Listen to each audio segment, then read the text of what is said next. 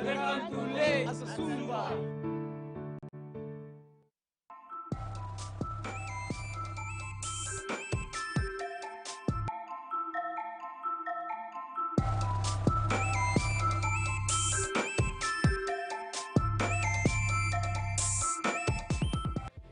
TV1 News is proudly brought to you by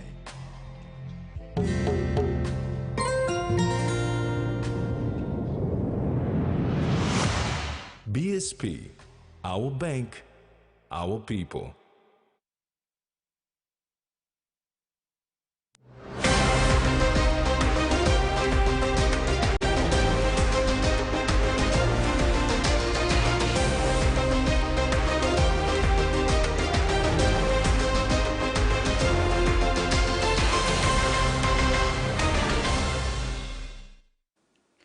Hello and thanks for joining us. This is TV1 News. I'm Carol Kidu Jr. And I'm Mary Silla Kelleton. Join me later in the bulletin for your news and sports.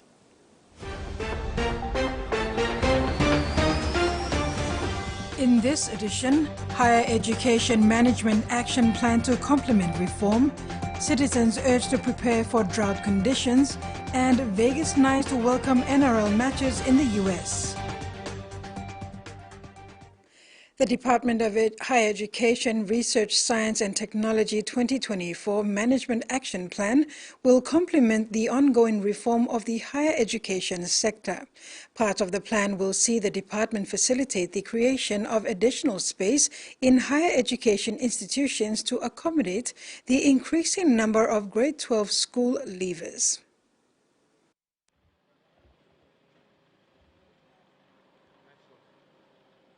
Prime Minister James Maraa has welcomed the Department of Higher Education, Research, Science and Technology 2024 Management Action Plan, following a comprehensive session last week with DHEST Minister Don Polye and Acting Secretary Father Jan Schuba. The meeting's primary objective was to evaluate the advancements made throughout 2023 in the higher education sector. Additionally, discussions were held on the implementation of the 2024 map for the ministry and the department. Maraa said it recognizes the ongoing reform in the higher education sector geared towards achieving the government's development objectives of enhancing access, improving quality, and ensuring student success. This comprehensive plan outlines the department's strategy and roadmap for fulfilling its coordination and regulatory responsibilities within the higher education sector. Key components of the 2024 Management Action Plan are enhancing access, improving quality, ensuring student success, strengthening governance and regulation, and collaboration and partnership. Prime Minister Maraa said through the implementation of the initiatives outlined, significant progress can be made towards achieving the policy goals of the government, particularly the commitment to leaving no child behind. Mary Silla Kelleton, TV1 News. Octedi Mining Limited is facilitating a 4-week industrial training program for 4 final-year students from the University of Technology. This initiative aligns with Unitech's undergraduate studies requirements and PNG Unitech Provisional Accreditation by Engineers Australia. OTML's Managing Director Kedi Ilimbit expresses commitment to supporting students providing practical experience in the mining industry. Dr. Jim Lem from Unitech commends OTML's proactive approach, hoping it inspires other mining companies.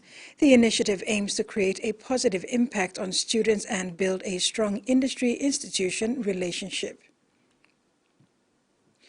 Papua New Guinea's National Petroleum and Energy Company Kumul Petroleum Holdings has finalized all finance arrangements to conclude the purchase of an additional 2.6% equity in the PNG LNG project developer. Santos have been thanked for their patience and understanding, enabling this transaction to be finalized and its shareholding in the robust LNG project to be increased.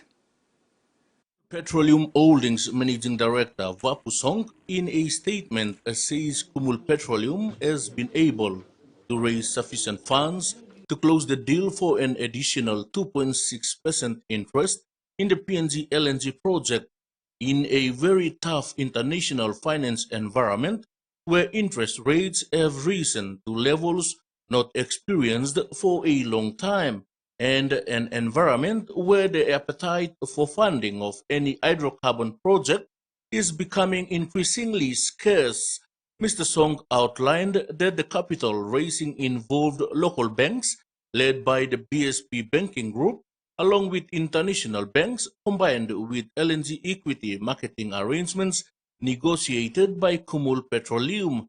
He noted that local banks' support was oversubscribed and a portion of the Kina commitments made will be applied for the balance of an additional 2.4% equity in PNG LNG project and the KPHL contribution for its Papua LNG project equity interest of 22.5%. Mr. Song explained that they have paid Santos approximately 250 million US dollar, about 932 million kina, as part payment, fulfilled all conditions precedent, and signed binding funding arrangements for the remainder of the transaction cost. He further clarified that Santos have agreed that this funding can be drawn down by 31st January 2024 to enable completion of this transaction. The transaction has been approved by the KPHL board and NEC and then cleared by the PNG Independent Consumer and Competition Commission, so these equity purchase arrangements can now proceed. Freddie Moe, TV1 News. The people will be voting for the local level government presidents and not the ward members as conducted in the past. Minister for Provincial and Local Level Government Affairs, Soroyoe, has clarified. Minister for Provincial and Local Level Government Affairs, Soroi Eoe, has confirmed that the LLG elections will commence on June 27, 2024. In the last sitting of Parliament last year, members of Parliament, particularly the government caucus, debated the issue and decided that this time around the presidents will be elected by the people. AOA explained that the election will be the same as the national election, where open members and regional seats are elected at the same time. He says the election of ward members and presidents will be done at the same time, which people need to take note of. Minister AOA further clarified that the election of presidents by the people is not a new thing, as it took place from 2008 to 2015 when a recommendation was made to have the president elected by ward members. The schedule of the LLG elections are as follows: issue of writs at 4 p.m. on Thursday, June 27, the close of nomination at 4 p.m. on Wednesday, July 30th, and the start of polling on Saturday, August 24th, and the end of polling on Friday, 6th of September 2024. Freddie Moe, TV1 News. Prime Minister James Maraa has called on public servants to take inspiration from the medium-term development plan for 2023 to 2027 to contribute to Papua New Guinea's path to greatness. Maraa made this call to public servants last Friday at the Sejong Gais Indoor Stadium during the Public Servants Dedication Service. Challenging the 133,802 public servants nationwide who received 4.7 billion kina in payments last year, Prime Minister James Maraa urged them to rise to the bar of nation building. The Prime Minister urged them to put emphasis on the country's potential to achieve significant milestones with the record 27 billion kina 2024 budget, aligning with the upcoming 50th independence anniversary in 2025. He pointed out that the MTDP4 serves as the roadmap in pursuit of the ambitious development agenda.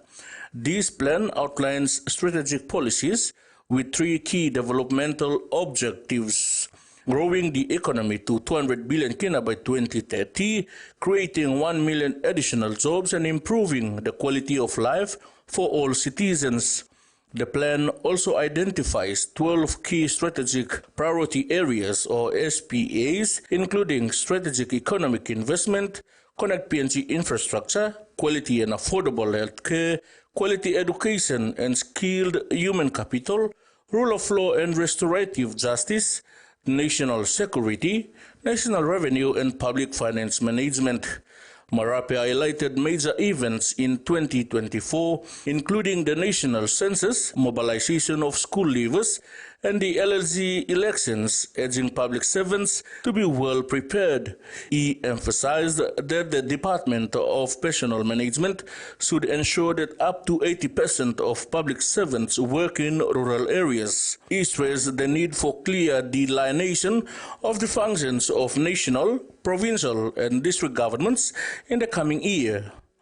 Freddie Mo, TV1 News. TV1 News continues after the break. Stay with us.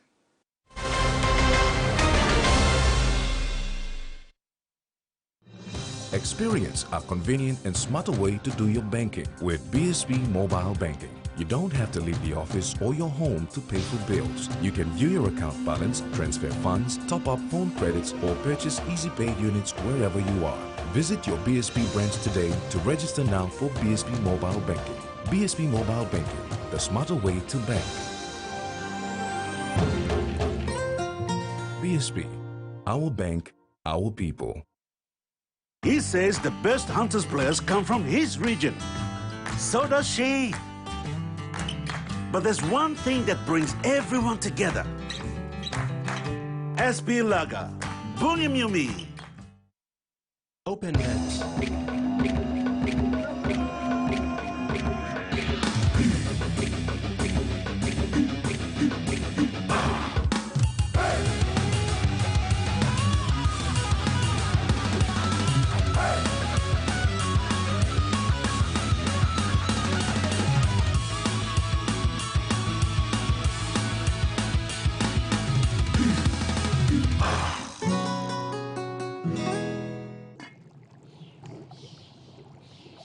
Hiya, Mama.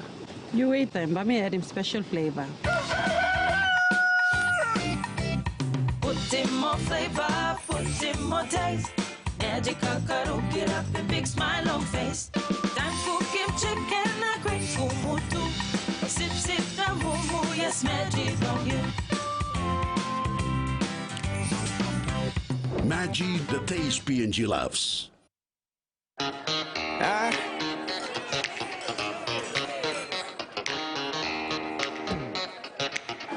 Superstition ain't the way.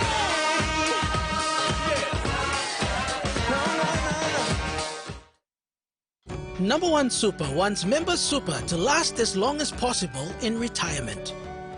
With Number One Super's retirement savings account, you get regular payments while the balance remains invested and continues to grow, helping your super savings last longer. It's like still getting paid even when you stopped working. Number One's retirement savings account. Contact us today to find out more. This season, the Bunce family are taking the ultimate risk. There's no investors, there's no third party. We're paying for it ourselves. We have to find some good jade. The stakes are high, Joshua! and every decision is their own. Time and money is everything. That's how important it is. Hit it! Rush, rush, rush, move, move, move. It's all or nothing. If we don't mine this year, we have no next year. Jade Fever. All new season coming soon on Outdoor.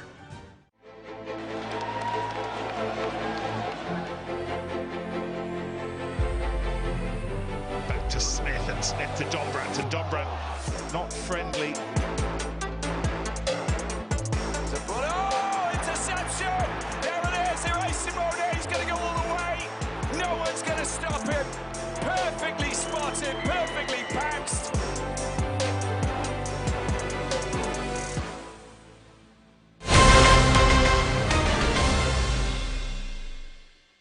Welcome back. In a transformative two-day program at Don Bosco Technical School, Gabotu, close to 100 children and youths from Sabama, Gabotu and Serekone embraced a catechetical and value-based initiative on January 5th and 6th. Divided into age groups of 8 to 12 years and 13 to 20 years, they were challenged to be a light and witness to Christ. Topics ranged from understanding the Bible to exploring the sacraments, enriched by visual aids and inspiring sessions by missionaries of Charity Sisters. Participants expressed newfound understanding and joy, capping each day with snacks. Coordinated by clergy and supported by parents, the program left the youth eagerly anticipating more. Touching Lives is the motto of John's Foundation, which was established 12 years ago. John's Foundation was founded by Kompiam Ambum MP Sir John Thomas Pundari and his wife in 2012. Its purpose is to provide a service of spreading the gospel of Jesus through the media. Established on January 7, 2012, John's Foundation has been a pillar of strength for Kompiamambum MP Sir John Pundari and his family. It is an avenue for the foundation to spread the Lord's word to all people. John's Foundation recently celebrated its 12th anniversary in a small but significant occasion. Foundation members and their families came together with leaders of the Seventh-day Adventist Church to celebrate. John's Foundation President, Pastor Peter Yambe, made his remarks of the work the foundation has done and the lives it has touched along the way. Touching Lives it's up there, so that's why we are here to celebrate this anniversary. We want to praise the Lord for John's Foundation. You know, one way of taking back PNG is to come up with private ministries like this so that we can touch the lives of people. If we touch the lives of people, we are going to change people. And that's one of those main activities that we do here. The foundation, having established a radio station, 2WR-FM, uses the medium to carry out their mission and more. 2WR radio station is received in 5 provinces with plans of reaching more. Basically, we have been broadcasting around Port Moresby City and the Central Province. And as a Christmas gift to the people of Eastern Britain, we've gone to Eastern Britain already. As we are talking here, and our people over in Eastern Britain are listening to Two Witness Radio, and also Ley. You know, it's 2 weeks now. People of the Ley City, they are listening to Two Witness Radio, and we are trying to roll out the Two Witness Radio to all the provinces in the country. And then secondly, we are trying to go into television ministry as well.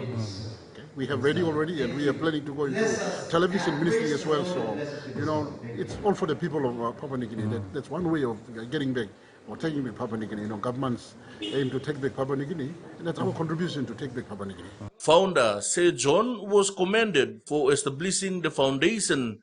The founder also says that through the foundation, his children acknowledge God and their Christian faith, which is a blessing in itself. Freddie Mo, TVWAN News. Emmanuel Mukawa, well known as Toxic Man in the music industry, has solidified his standing as a key player on the global stage. The accomplished music producer and sound engineer recently secured the prestigious position of an official active member of the International Singer-Songwriters Association. The ISSA, a vibrant organization founded by Tamani Dove, a seasoned singer-songwriter from Nashville, currently based in Atlanta, serves as a dynamic hub for independent artists worldwide. Toxic Man's inclusion as an active member is a testament to his exceptional skills and notable contributions to the multifaceted realms of music production. This recognition underlines Toxic Man's commitment to shaping and enhancing the global music scene, further solidifying his place among influential figures in the industry.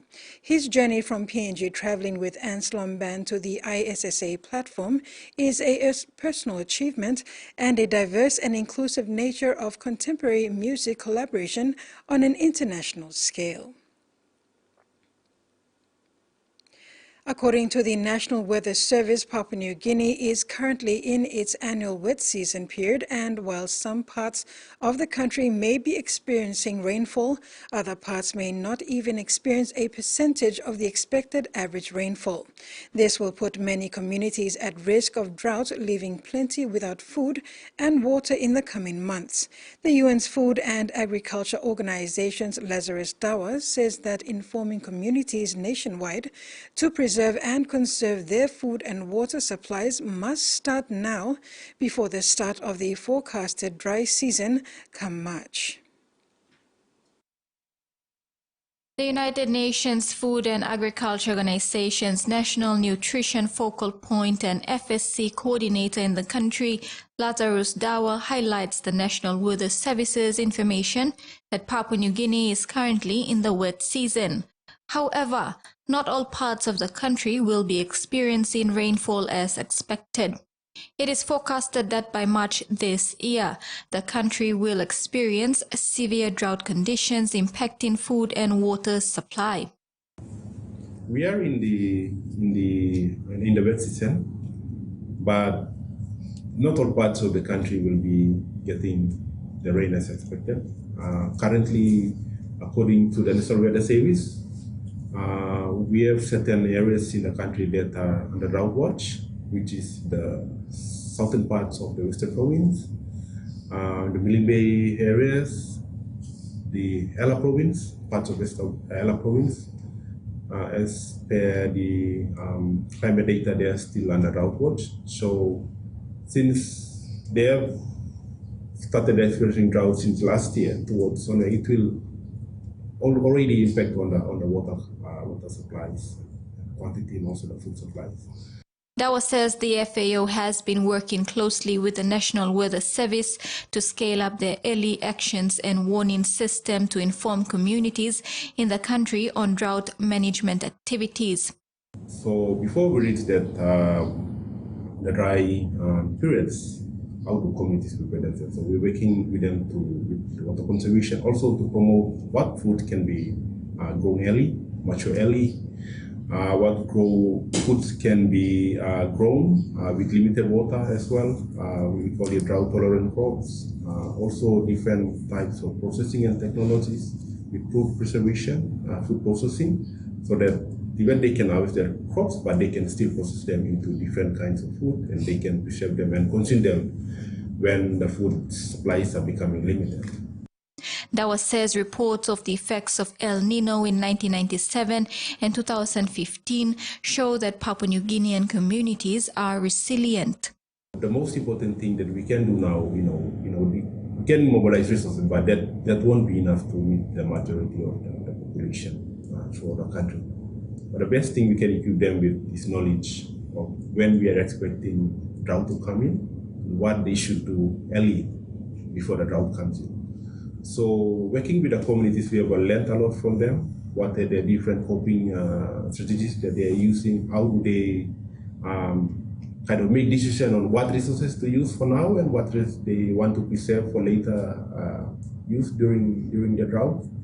So it's best that giving information to them ahead of the disasters will also help them to prepare themselves and what decision they can take best for their family. Because to ease the severe impacts of the drought come March, communities under the drought watch communities of Milne Bay, Northern and Central Highlands are encouraged to conserve and preserve food and water supplies, protect their gardens in preparation for the dry season, using strategies such as diverse farming systems and planting drought-tolerant crops, among others. Maricela Kelaton, TV1 News. The Independent Consumer and Competition Commission lauds BSP Financial Group Limited for its proactive measures in addressing customer concerns, following a recent banking system upgrade. An ICCC survey in BSP's essential enhancements and alternative solutions to promptly resolve issues. The online survey revealed key areas of concern, including poor customer service, internet and mobile banking access, salary and payment processing, incorrect loan fees, account balances, and account statements. ICCC Commissioner and CEO Paulus Ein highlighted BSP for establishing a dedicated center of excellence to manage complaints, which bolstered its call center with additional staff for internet and mobile banking support and introduced self-service customer support materials. This initiative ensures that complaints received by the ICCC are promptly directed to the designated BSP team, fostering amicable resolutions. And now the finance news. The Kina closed lower at $0.2681 US in the interbank market. At Bank South Pacific, our Kina was buying $0.2606 US, $0.3851 Australian dollars, €0.2304 euro, and 37.31 Japanese yen. Looking at commodity prices at New York close, crude oil closed higher, the rest closed the day lower. And on the stock market, the Dow Jones closed lower, ASX closed lower, and all ordinaries closed lower as well. You're watching TV1 News. Regional news is next. Woman rescued a week after Japan earthquake.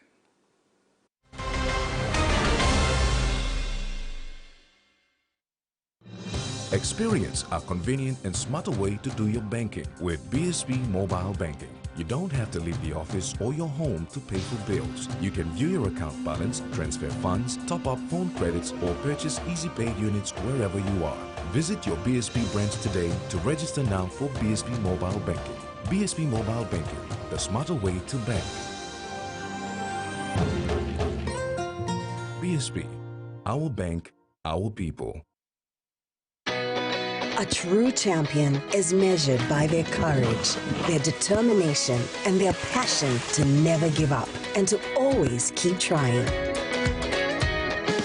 With a delicious Milo and milk taste and added nutrients, Milo and milk is a great way to fuel our little champions with nourishing energy every day. Because true champions give it their all. Milo, PNG and Mia. Prime PNG made. St. John Ambulance, how can we help you? Calls like these are a part of our day-to-day routine at St. John Ambulance. Office base, this is Alpha 130. We cannot locate the patient or the house. Our crew is unable to locate you. Ma'am, I would like to send you a text which has a link that can help us find you. Introducing the GoodSim application. When you click on the link, you give us permission to log into your location and get to you in time. Confirmed off space. Alpha 130 has arrived on scene. Come on out and join the party, baby!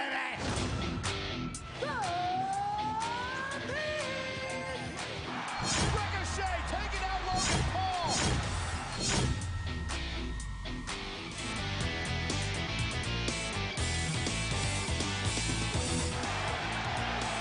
Samoa drop by Nia Jax!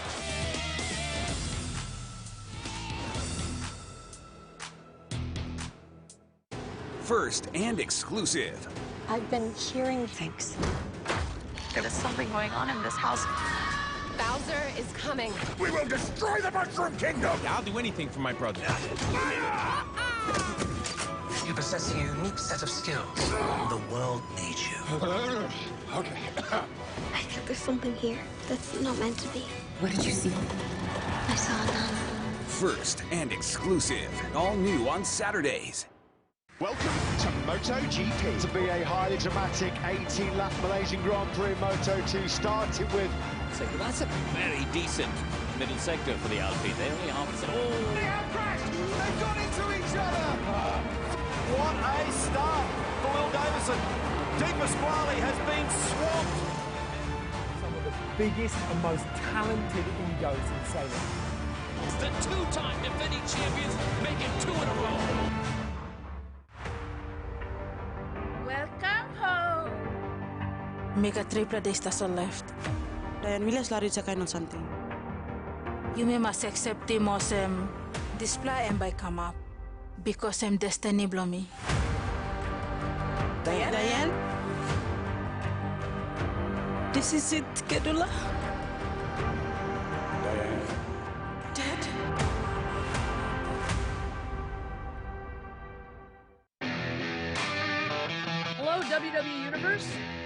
WWE superstar Shayna Baszler, the Queen of Spades. I'm here to set it all on fire. Watch WWE on Digicel TV.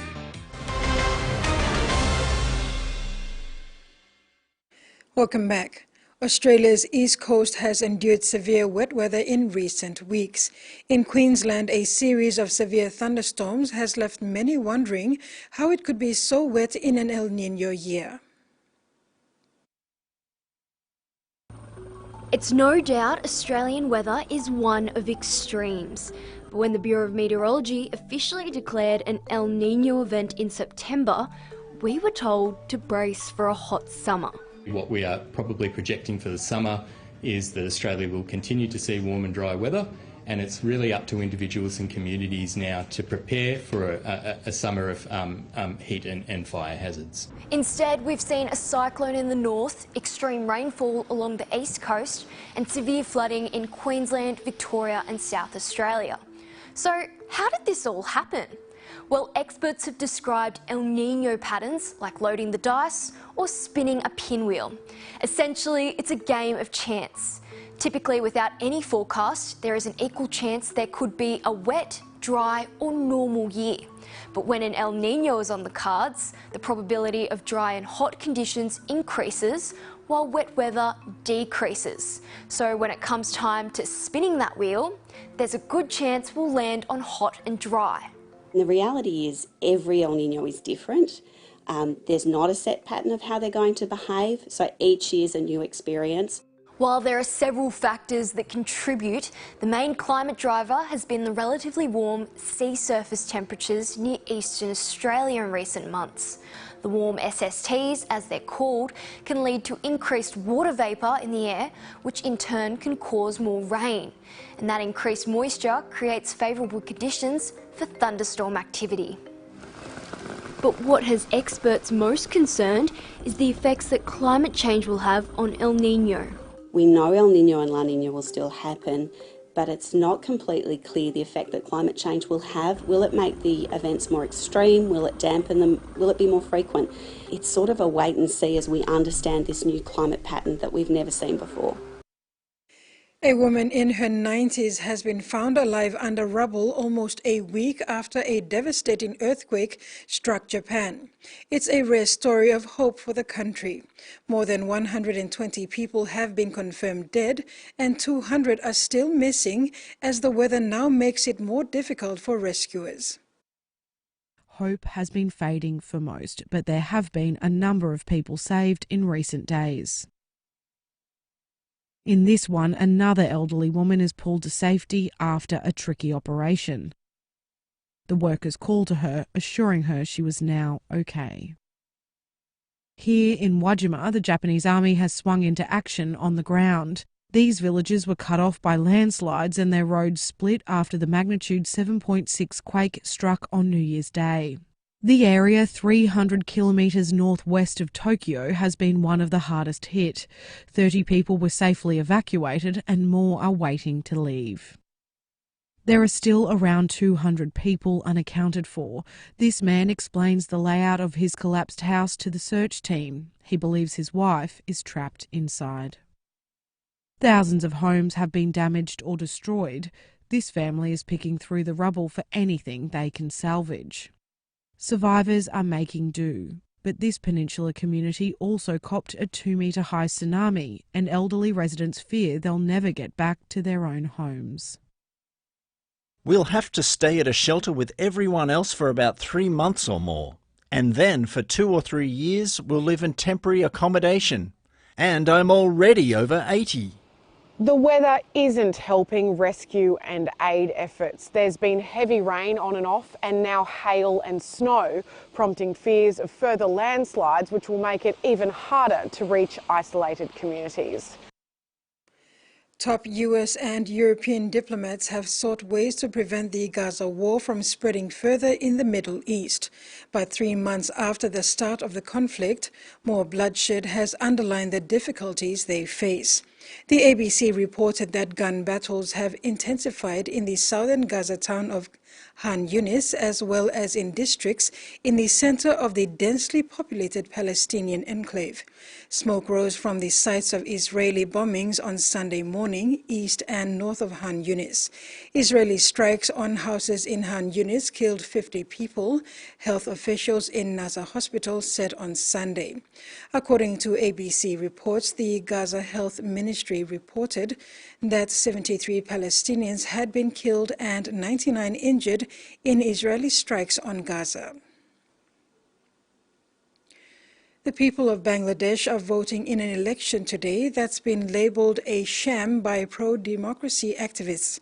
The country's main opposition has boycotted the poll after a crackdown on protesters and the disappearance of some politicians. The government is being accused of brutal campaign against dissenters, but Prime Minister Sheikh Hasina is on the brink of a fourth term in office. Bangladesh is off to the polls, but the result seems a foregone conclusion. Our Prime Minister will be re-elected again. Even a storm can't stop her. There's one notable thing missing: an opposition. This is a one-sided election. You can't clap with one hand. A boycott of the election by the government's main opposition all but guarantees another sweep to power for Prime Minister Sheikh Hasina. For decades, politics in the country has been dominated by rival dynasties, led by Prime Minister Hasina and former PM Khaleda Zia. Zia's currently on house arrest, fighting what she says are trumped-up corruption charges. People don't accept authoritarian regimes. That's what exactly this government is. The opposition BNP claims the government has taken control of the Electoral Commission, so it's decided to opt out, and so-called independent candidates have joined the fray. If I win the seat, I will work for the welfare of the people.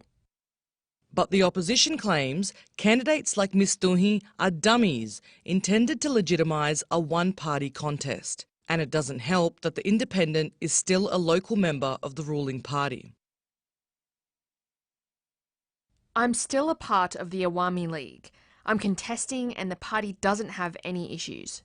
Tensions are escalating here in the city's capital. Just hours before the start of a two-day strike designed to boycott the elections, a train was set on fire here, killing 4 people.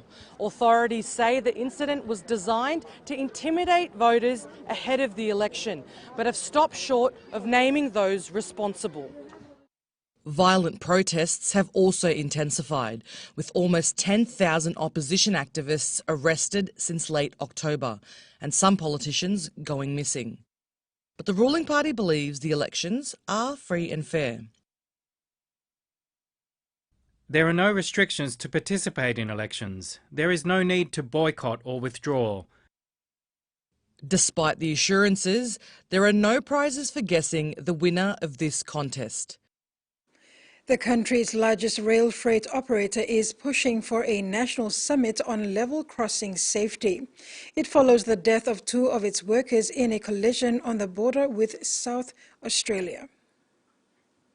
New Year's Eve level crash has sparked mounting calls for improved safety at regional level crossings. This has been an issue for a long time, and like everyone involved with this tragic accident, there's been periods of anger for myself and our team as well. Mick Warren and Kevin Baker were killed when a truck collided with the freight train they were driving at a level crossing on the Barrier Highway. The truck driver has since been charged. Rail freight company Pacific National, where the train drivers worked, is urging federal and state governments and industry groups to hold a national supply chain forum and discuss immediate actions to prevent further fatalities. This includes awareness campaigns to improve road user behaviour around freight trains and better infrastructure.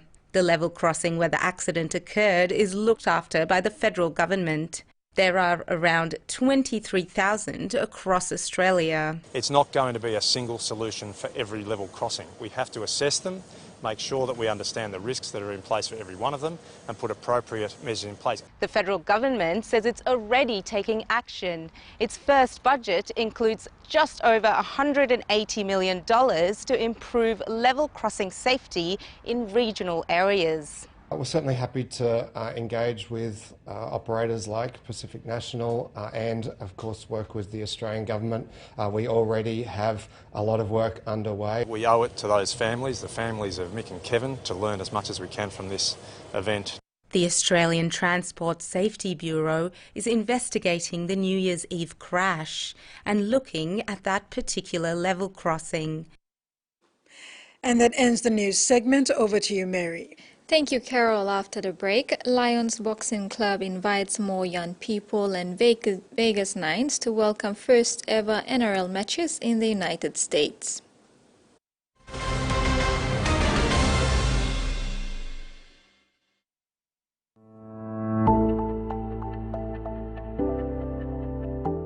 Hey guys, what's up? I'm Risa, your digital data doctor. Today, let's talk about how you can get more value and more data with Digicel's Red Club. Red Club gives you greater buying power to purchase daily, weekly, and monthly bundles, where you pay less for more data, more talk, and more SMS. Our Red Club users are elite and have access to a suite of exclusive plans that start from as little as $1 per gigabyte of data. Nice, right? How can you join Red Club, you ask? Well, it's simple. First, you subscribe to be a member of the club by dialing *675# and choosing option 3 for Red Club. Next, select your subscription, then press 1 to confirm. You will receive an SMS confirming your subscription. Welcome to Red Club. Now that you've joined our exclusive Elite Club, you can now access discounted Red Club bundles by dialing *675# again. Select option 3 for Red Club and select your preferred plan from the Red Club menu.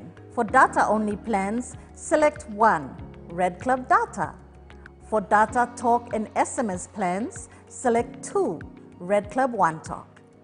For talk-only plans, select 3, Red Club Voice. Now you're all set to enjoy more value and more data for less. Only with Digicel.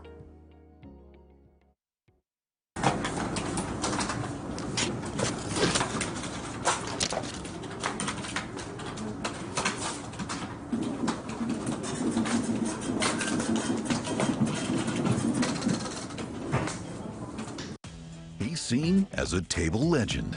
That is delicious. Join Tommy Gomes in a tasty culinary voyage. Holy mackerel. Did I just say that? We're exploring where your quality American seafood comes from. Quality is key. The uglier the fish, the better it tastes. Take a deep dive into America's commercial fishing culture. The Fishmonger. First and exclusive. Coming soon on Outdoor.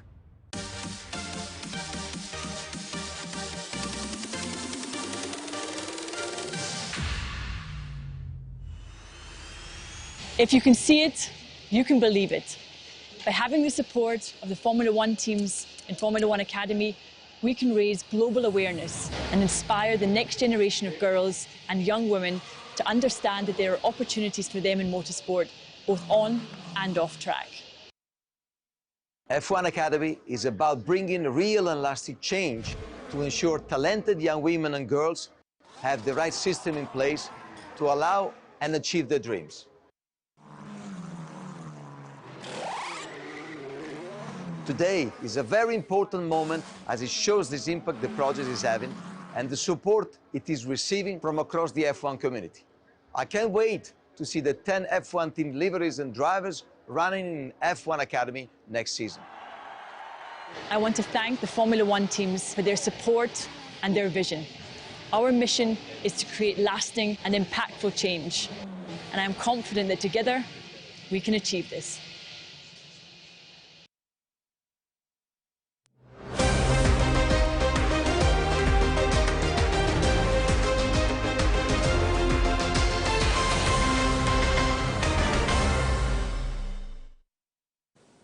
Thanks for staying with us. Private company's netball competition will conclude its 2023-2024 season next month, following the postponement of the PNG Games. The competition transitions into round 2 with teams gearing up for the finals. PCNC outlines the plan to wrap up the season, including 3 remaining regular round games, grand final fixtures across all divisions, and presentation night. After a hiatus of nearly 5 weeks, teams are eager to return to the courts as the competition resumes on Sunday, January 14. In preparation, all team members are urged to recommence training and stay organized.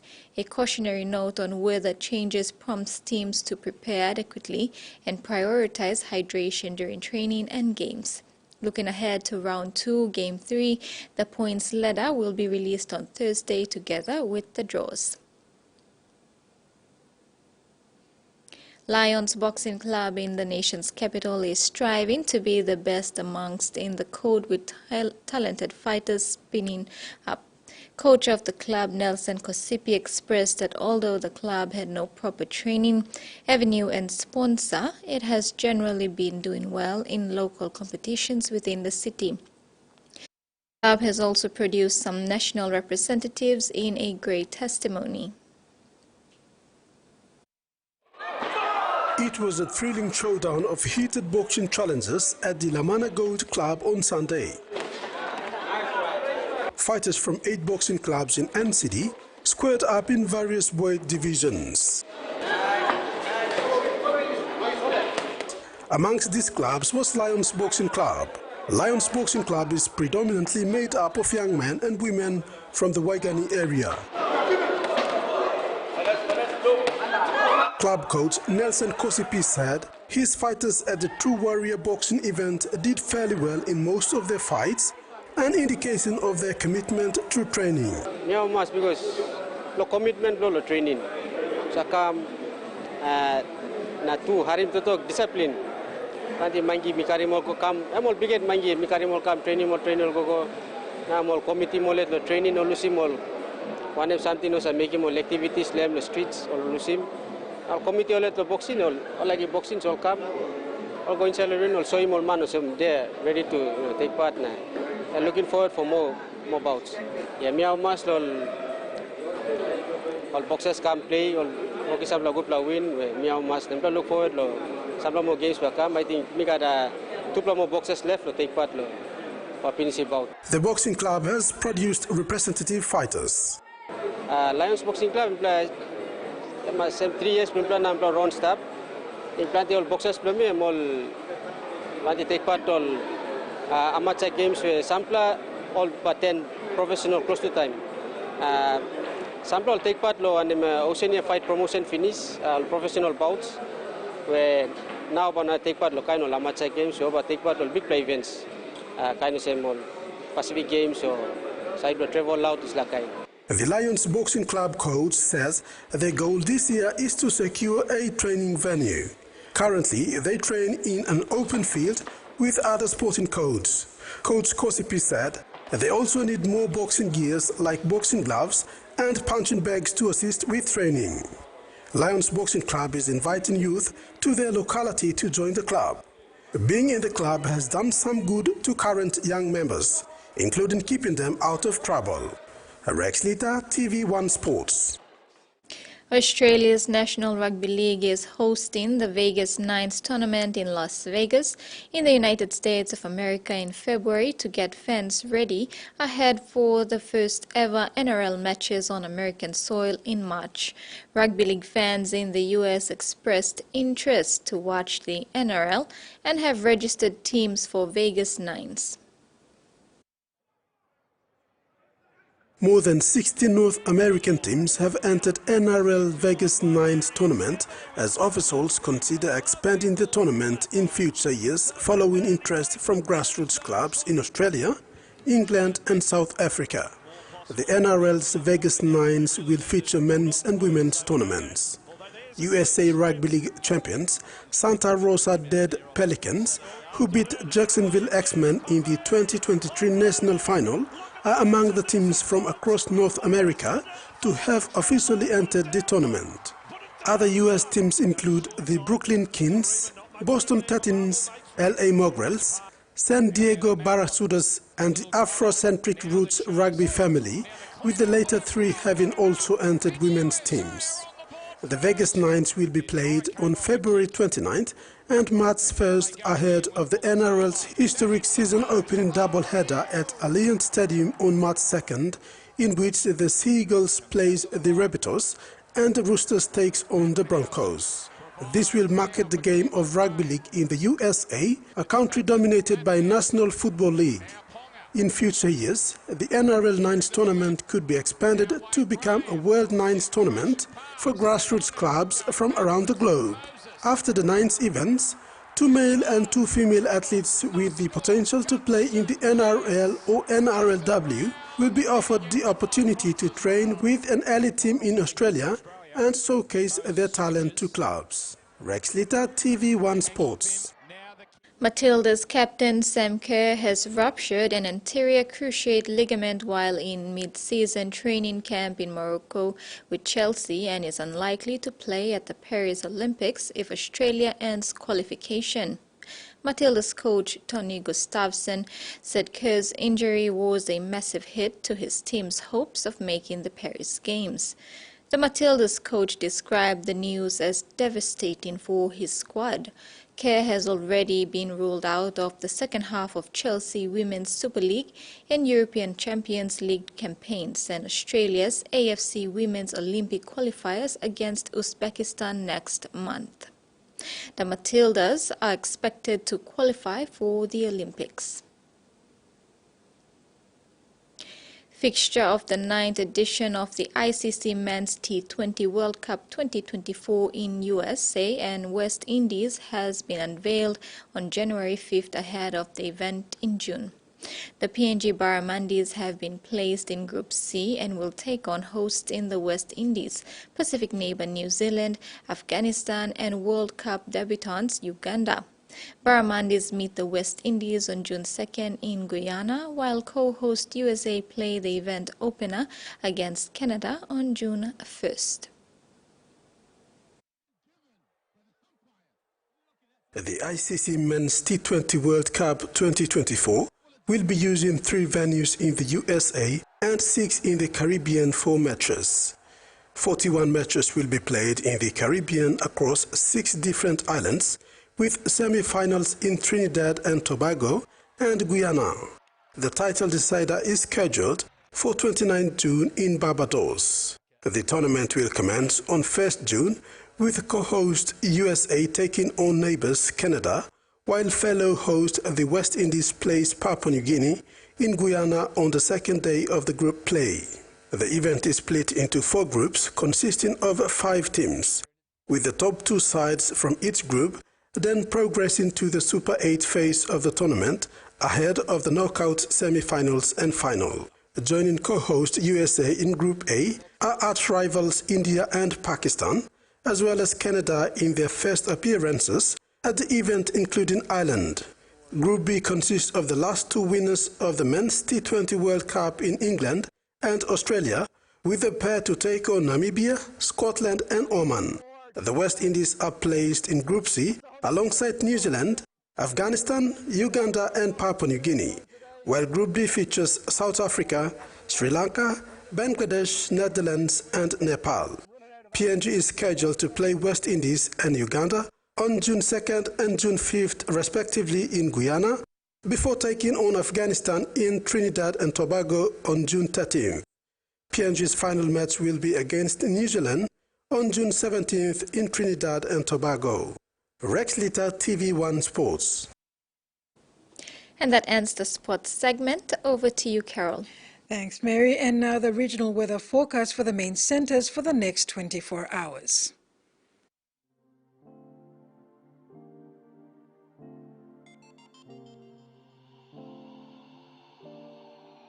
Southern regions, scattered showers and isolated thunderstorms. Port Moresby, few showers and possible thunderstorms, and Daru, cloudy with rain showers and thunderstorms. Momasa region scattered showers and isolated thunderstorms. Medang brief showers, Wewak and Vanimo some showers and possible thunderstorms. New Guinea Islands scattered showers and isolated thunderstorms scattered over Manus. Kavieng, Kokopo and Rabaul possible brief showers. Highlands region scattered showers and isolated thunderstorms. Mendi and Wabeg cloudy with some showers and possible thunderstorms.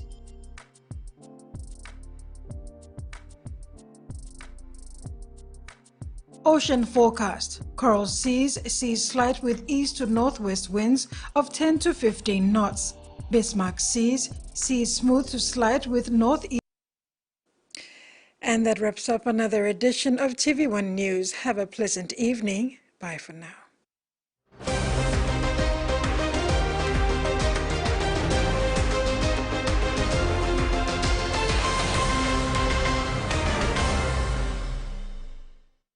The TV1 News was proudly brought to you by